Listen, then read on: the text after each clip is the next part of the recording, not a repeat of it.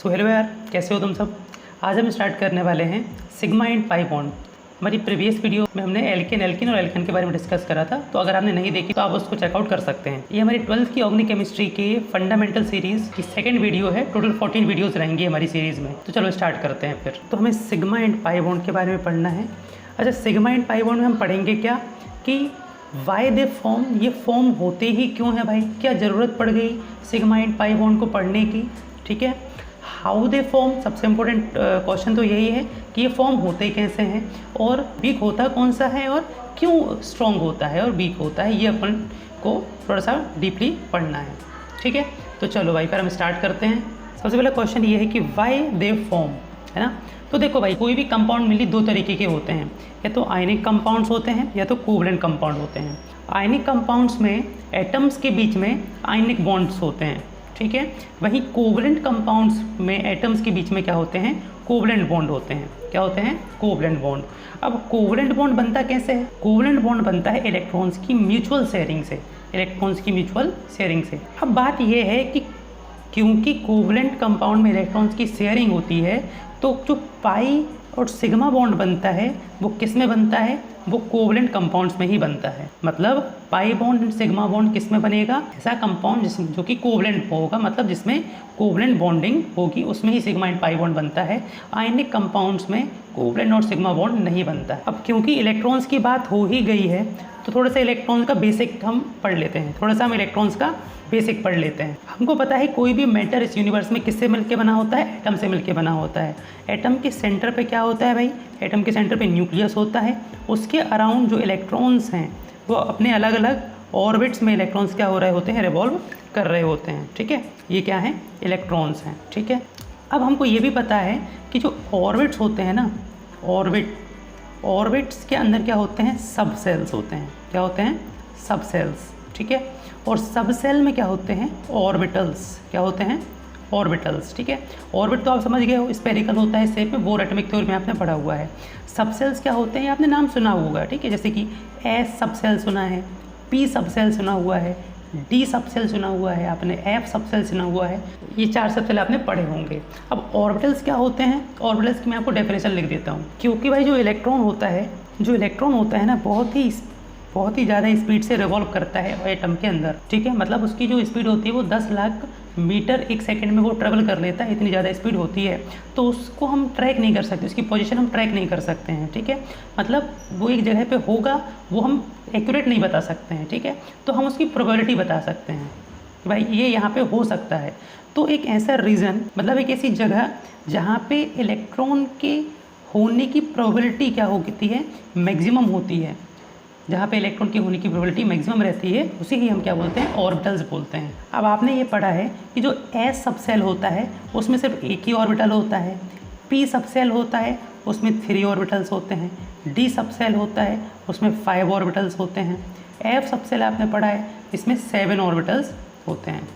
ठीक है, तो इस वीडियो में हम सिर्फ एस और पी ऑर्बिटल के लिए बताएंगे आपको, क्योंकि यही ऑर्बिटल्स क्या होते हैं, इनका जो शेप होता है थोड़ा इजी भी होता है और इसी से अंडरस्टैंडिंग, इसी से हमको समझ में आ जाएगा पाई बॉन्ड और सिग्मा बॉन्ड। तो भाई आप यहाँ पे देख पा रहे हो कि जो एस ऑर्बिटल है वो, इसका जो शेप होता है वो स्पेरिकल होता है ना। आपको ये सर्कल के जैसा दिख रहा होगा, लेकिन एक्चुअल में ये क्या है, स्पेयर है। ठीक है, इसमें मतलब मैक्स 2 इलेक्ट्रॉन्स आ सकते हैं, मतलब यहाँ पे इलेक्ट्रॉन्स इस तरीके से यहाँ पे हो सकते हैं। ठीक है, कहीं पे भी इलेक्ट्रॉन हो सकता है स्फेरिकल के अंदर। अब हम बात करते हैं पी ऑर्बिटल की। तो पी ऑर्बिटल कितने होते हैं, 3 पी ऑर्बिटल्स होते हैं। तीनों एक्सिस के लिए ऑर्बिटल्स होते हैं। पी एक्स होता है जो कि एक्स एक्सिस पे होता है, इनका जो शेप दिख रहा है ना, ये शेप होता है डम्बल शेप। कैसा, डम्बल शेप होता है ये। ठीक है, तो ये जो आपको दिख रहा है एक्स एक्सिस के अराउंड, ये आपको शेप है। इसके बाद पी वाई शेप होता है, इस तरीके से कुछ टिल्टेड रहता है ये। ठीक है, आप देख पा रहे हो स्क्रीन पे। और पी जेड जो होता है वो इस तरीके से बिल्कुल आपका वर्टिकल हो जाएगा। तो इसका पी वाई वाले का एक्सिस ये हो जाएगा और पी जेड का एक्सिस ये हो जाएगा। समझ में आ रहा है ना।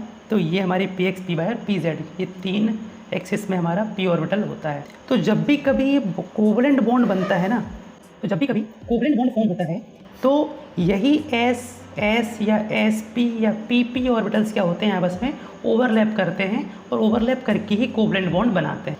आई होप आपको इतना समझ में आ गया होगा। तो बढ़ते हैं हमारे नेक्स्ट पार्ट की तरफ। तो हम बात करते हैं how they form, sigma and pi bond form होते कैसे हैं। देखो सिग्मा बॉन्ड जो होता है वो कैसे बनता है, तो या तो orbitals end to end overlapping करें, हेड ऑन ओवरलैपिंग करें, या कोएक्सियल ओवरलैपिंग करते हैं। अब इसका क्या मतलब होता है, देखो हम पढ़ते हैं सबसे पहले एस एस ओवरलैपिंग में, ठीक है। एस एस ओवरलैपिंग मतलब क्या है इसका, कि एक एटम का एस ऑर्बिटल और दूसरे एटम का एस ऑर्बिटल क्या करते हैं, आपस में ओवरलैप होते हैं। तो ये हमारे पास एस ऑर्बिटल हो गया, ये न्यूक्लियस हो गया, और दूसरे एटम का भी एस ऑर्बिटल क्या करता है, जब ओवरलैप करता है तो ये जो आपको दिख रहा है, ये जो ओवरलैपिंग हुई है ना, इसकी वजह से एक बॉन्ड फॉर्म होता है। इसी को हम क्या बोलते हैं, सिग्मा बॉन्ड बोलते हैं। और ये बना क्या हुआ है, कौन सा बॉन्ड बना है, कोवलेंट बॉन्ड बना है, ठीक है ना। ये और यही जो ओवरलैपिंग होगी एंड टू एंड कहलाएगी, हेड ऑन कहलाएगी, या फिर कोएक्सियल ओवरलैपिंग कहलाएगी। ये सब एक ही नाम है, ठीक है। अब देखो पहला तो हो गया sigma bond S S overlapping में बनता है। सेकेंड, आप एस ऑर्बिटल और पी ऑर्बिटल जब ओवरलैप करते हैं तब भी बन सकता है। तो ये हमारे पास हो गया एस ऑर्बिटल और ये हमारे पास हो गया पी ऑर्बिटल। तो कोई भी जब एस और पी ऑर्बिटल जब ओवरलैप करते हैं तो जो रिजल्टिंग बॉन्ड बनता है, ये जो ओवरलैपिंग हुई है इसके कारण से जो बॉन्ड बनेगा वो सिग्मा बॉन्ड होगा। तो होगा एक्चुअल में कोवलेंट बॉन्ड, लेकिन ये सिग्मा बॉन्ड होगा, ठीक है। इसके बाद थर्ड जो आता है पी पी ओवरलैपिंग। तो पी पी ओवरलैपिंग में भी, अब देखो मैंने आपको बताया ना, पी जो ऑर्बिटल्स होते हैं वो 3 ऑर्बिटल होते हैं। तो एक होता है एक्स एक्सिस वाला, तो अगर एक ही एक्सिस पे, जैसे ये वाला एक ऑर्बिटल है पी एक्स और दूसरे एटम का पी एक्स है, तो इन्होंने जब ओवरलैपिंग की हेड ऑन या फिर एंड टू एंड ओवरलैपिंग की, तब ये जो बॉन्ड बना है, ये कौन सा बॉन्ड बना है, सिग्मा बॉन्ड बना है। समझ में आ रही बात, मतलब ये दोनों के दोनों पी एक्स ऑर्बिटल जो है वो एक ही एक्सिस पे हैं, इसी वजह से कोएक्सियल कहला रहा है। आई होप आपको समझ में आ रहा होगा। ये क्या हो गया, सिग्मा बॉन्ड। तो सिग्मा बॉन्ड किस किस में बनता है, किस ओवरलैपिंग में बनता है, एस एस ओवरलैपिंग में, एस पी ओवरलैपिंग में और पी पी ओवरलैपिंग में। तो पी पी ओवरलैपिंग में कौन सा, पी एक्स वाला जब ओवरलैप करता है, तो जब सेम एक्सिस पे रहेगा, आपको ये याद रखना है, सेम एक्सिस पे पी ऑर्बिटल रहेंगे, जब वो ओवरलैप करेंगे टू एंड तो सिग्मा बॉन्ड बनेगा।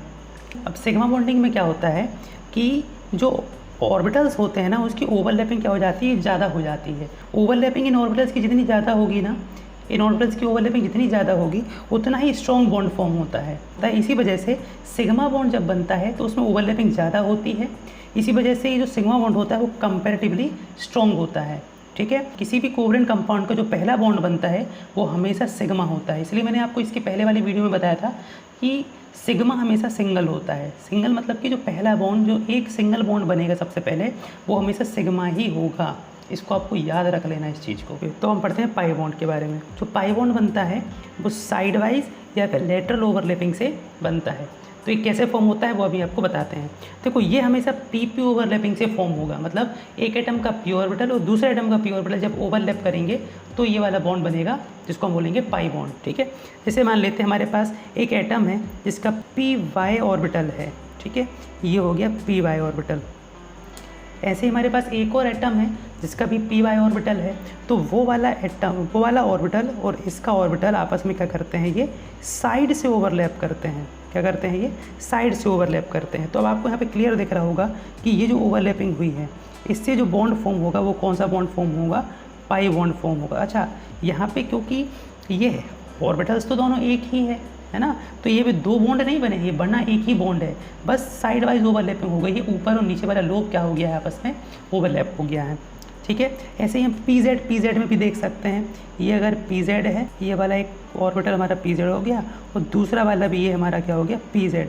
तो ये जो ओवरलैपिंग आपको दिख रही है, ये जो ओवरलैपिंग के कारण जो बॉन्ड बनेगा वो क्या होगा, पाई बॉन्ड होगा। तो आई होप ये आपको समझ में आ रहा होगा। अब आप यहाँ पे देख पा रहे हो कि ये जो इंटरन्यूक्लियर एक्सिस जो है ना यहाँ पे, वो दोनों के एक से नहीं, जैसे कि हमारे सिग्मा बॉन्ड पे होते हैं। देखो ये एक ही इंटरन्यूक्लियर एक्सिस पे ये क्या हो रहे हैं, ओवरलैप हो रहे हैं। लेकिन यहाँ पे आप देख पा रहे हो कि दोनों के जो इंटरन्यूक्लियर एक्सिस हैं ये पैरेलल जा रहे हैं, इसका इंटरन्यूक्लियर है उसका, और ये हमारे पास ये पी जेड वाला जो है, तो दोनों के जो इंटरन्यूक्लियर एक्सिस है वो क्या हो रहे हैं, पैरेलल हो रहे हैं। तो ये हमेशा कट नहीं करते हैं, ठीक है ना। ये फ़र्क होता है सिग्मा बॉन्ड और पाई बॉन्ड में। अब सिग्मा बॉन्ड के जैसे इसके भी कुछ ना कुछ कैरेक्टर्स हैं, तो वही अपन लोग डिस्कस कर लेते हैं। यहाँ पे होता क्या है कि जो ओवरलैपिंग होती है, सिग्मा बॉन्ड में जितनी ओवरलैपिंग होती है ना, उससे कम यहाँ पे ऑर्बिटल्स ओवरलैप कर पाते हैं। इसी वजह से मैंने आपको बताया था जितनी ज़्यादा ओवरलैपिंग होती है उतना स्ट्रॉन्ग बॉन्ड फॉर्म होता है। तो यहाँ पे कम ओवरलैपिंग होगी, इसी वजह से ये जो बॉन्ड होता है वो सिग्मा बॉन्ड से क्या होता है, वीक बॉन्ड होता है।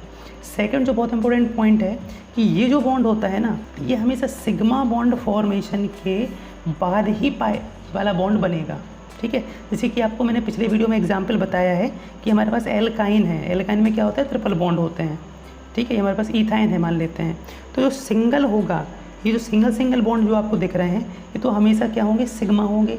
अब इन 3 बॉन्ड में से भी पहला बॉन्ड जो होगा, कहीं कोई भी आप बॉन्ड ले सकते हो, जनरली हम बीच का लेते हैं, जो बीच वाला बॉन्ड होगा वो सबसे पहले फॉर्म हुआ होगा और इसी को हम सिग्मा बोलेंगे। उसके बाद के जितने भी आपको मल्टीपल बॉन्ड्स दिखे ना, वो सारे के सारे बॉन्ड्स क्या होते हैं, पाई बॉन्ड होते हैं। तो आपको यहाँ पे क्लियर हो रहा होगा, जब भी मल्टीपल बॉन्ड रहेंगे किसी भी 2 एटम्स के बीच में, तो एक बॉन्ड हमेशा उसका सिग्मा होगा और वही सबसे पहले फॉर्म हुआ होगा, उसके बाद फिर पाई बॉन्ड्स फॉर्म होते हैं। तो ये था हमारा sigma and pi bond. I hope आपको ये समझ में आया होगा। नेक्स्ट वीडियो हमारी हाइब्रिडाइजेशन के ऊपर रहेगी, तो आपको चैनल पे बने रहना है, ठीक है। Bye bye, see you soon.